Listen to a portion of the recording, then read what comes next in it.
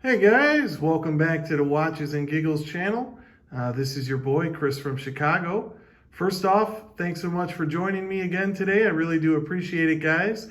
Today we have a special Valentine's Day edition. As you can see, the roses I had bought for my wife right there.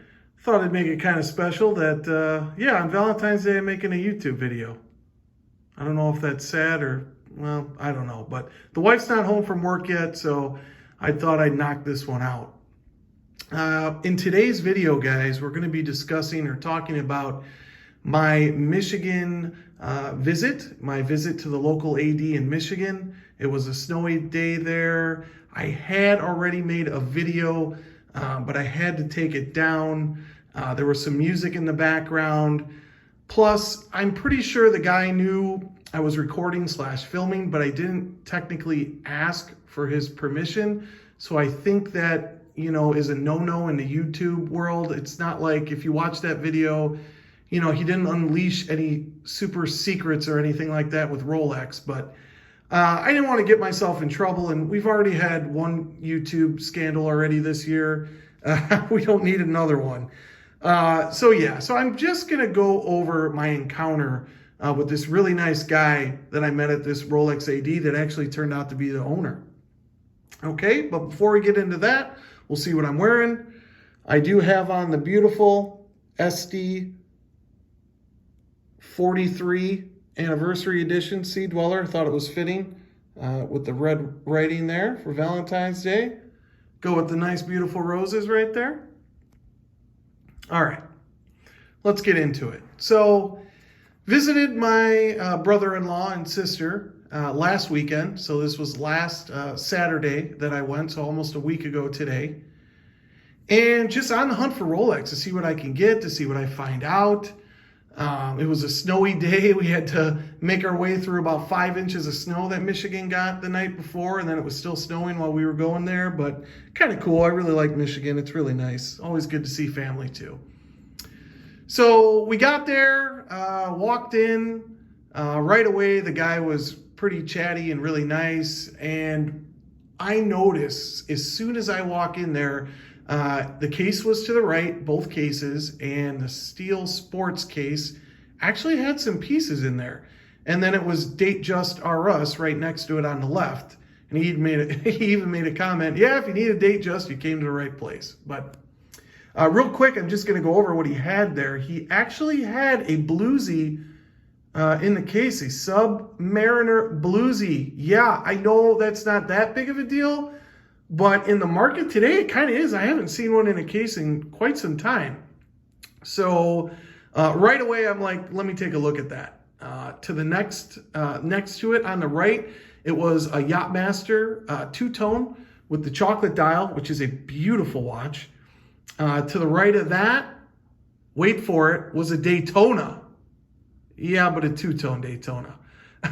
Yellow gold two-tone with a white dial, which is still hard to find. I haven't seen one in a case in quite some time, but if you keep up with market prices, you could get a used one, maybe 2 or 3 years old for around 13, maybe 13.5. So with the price up 17.4 and then taxes, I have to be careful with what I'm buying. That would not be a good purchase for me, but it is a lovely watch. And then to the right of that, there was a Yachtmaster with the white dial. Yeah, all steel. And I haven't seen one in a case in a while, but that watch is almost $19,000. This is all USD, guys. Just want to make that clear before I get any further. But it's like 18.7, I believe, something like that. So with tax, you're well over 19, almost $20,000 for that watch. But I've never seen it in the flesh, and I actually tried it on, and I loved it. I really did. I'm a bigger guy, so that 44 millimeter looked really good on my huge wrist.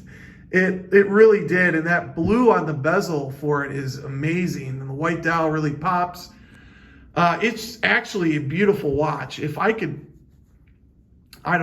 pick one up for maybe, I wouldn't pay anywhere near what it's worth, but maybe 15 or 14 or 15 brand new, maybe I would think about it. Because that watch is, I didn't think I would like it, but after trying it on and seeing it, and it was gorgeous. And I guess that's kind of how it goes with watches sometimes. You really got to see them in the flesh and try them on and caress them. And and see if it fits your style and fits you, and if you gel with it, if you click with it. And I actually really clicked with it, but I'm not a super rich guy, gentlemen. I'm really not. So didn't pull the trigger on anything actually, but had a very nice selection, the best I've seen, and that's probably because it's Michigan, a little smaller of a market, not like the market I'm in Chicago where you got all the bloodhounds and hunters on the loose for these pieces. But I was surprised to see that. But in any case, we got to talking. He talked about supply. We talked about I was wearing this watch, and while I was taking this watch off to try on the other pieces, he commented on it. He goes, "Oh man, you got a unicorn there." And I'm like, unicorn? I didn't think they were that rare. And then he goes on to state that, well, I get 3 of those in, the Sea Dweller anniversary, 50th anniversary, as many as Hulks. He gets 3 Hulks in a year, he said, and 3 Sea Dwellers, SD43 anniversary editions. With I don't know. I don't know if I believe that. I don't think they're that hard to get. I did get this quite a while ago, but let me know if they're becoming hard to get, but I thought they were relatively kind of easy to get, but maybe not. I don't know. But he went on to comment about that. He talked about the lists that he has, and he has over 20 names for each professional model. That goes from a sub to an Explorer, to an Explorer 2, to, he didn't really talk about Daytonas, which I'm not surprised. He did go on to state he gets 1 or 2 steel Daytonas, guys, in a year. And that's per face. So black and white, he gets 1 to 2 a year. So it could be a total of 4 Daytonas a year. And that I think that's kind of right. And from what I've experienced and heard from other ADs, that sounds about right. But I was surprised to hear about this one, only getting 3 in a year. I don't know. That was a little weird. But in any case, so he talks about all the lists, and he's got 20 names for each list, and Rolex, and they're not filling orders, and he can't keep up, and he's not taking any more names down. Went on to talk about Baselworld, and he gave his opinion on what he thinks. He thinks the Explorer 1 is going to get a makeover.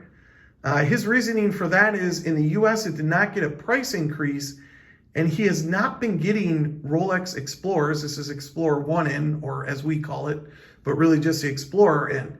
He's only gotten 1 in the last 4 months, he said, which I found very surprising.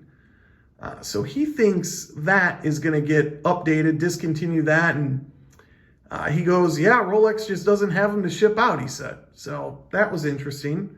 Didn't know how to take that. He went on to talk about that he is going to Baselworld, which was pretty cool. He later on stated he thinks the Hulk will get discontinued, but will pop right back up on a Jubilee bracelet, which, I mean, obviously, he's just wishing in one hand and in the other, if you know that expression. But I have a hard time believing they'd put any sub on a Jubilee, because it looks like that's what they're trying to do to differentiate the GMT Master 2 and the Submariner. So that would be kind of weird if they put the Hulk, discontinued it, and then updated the movement case and put on a Jubilee. I think that's no shot of happening. I don't think there's a prayer in hell, oxymoron there, that actually happens. But it'd be kind of cool. I am trying to get a Hulk, so I'd be a little bummed out if that happened, but I wouldn't be surprised if they discontinued it at all. But I don't want to get too much into my Baselworld predictions. We'll get into that later. But so yeah, guys. So had a really good conversation with this gentleman, and he gave a lot of good nuggets, really friendly. I didn't end up pulling the trigger on anything, but man, that bluesy was hard to pass up. Oh man, it was hard. It was really hard not to jump on it. But I really want the Hulk. I didn't really have any intention of buying the bluesy, so I told myself, you know what? You don't really need it. You don't love it. You really want the Hulk. Just wait for the Hulk. Hopefully it works out, but if it doesn't, that's okay too. But that's about it, guys. Those were the little nuggets I got from Michigan. Not too much out of the norm, pretty much the standard, I think. But no steel sports except for that Yachtmaster in the case, which is not surprising. So I hope everyone has a wonderful Valentine's Day. Be good to your wives and be good to your watches, guys. Thanks so much for joining me again today, and I'll talk to you later. Take care.